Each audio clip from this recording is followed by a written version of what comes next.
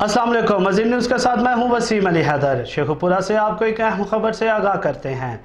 Sheikhupura Jandiala road के रहायशी अरसलान मुगल ने अपनी सौतेली मां से ज्यादती कर डाली, जिसका मुकदमा थाना शेखुपुरा सिटी में दर्ज हो गया। इस वक्त हमारे साथ टेलीफोन लाइन पर मौजूद हैं हमारे ब्यूरो चीफ शेखुपुरा शहजाद। जी शहजाद, क्या तफसीलात हैं आपके पास?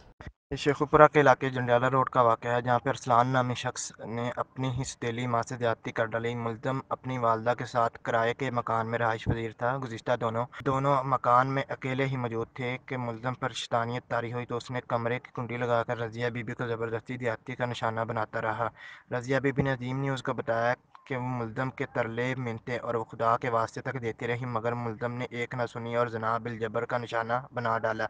अजीम न्यूज़ ने जब ये बात उठाई तो शेखपुरा सिटी बी डिवीज़न के SHO उमर शराज गुम्मन ने फ़ौरन मुकदमा दर्ज कर मुल्ज़िम को गिरफ्तार कर लिया। जी शहजाद, बहुत शुक्रिया तफसीलात से आगाह करने के लिए। देखते रहिए अजीम न्यूज़।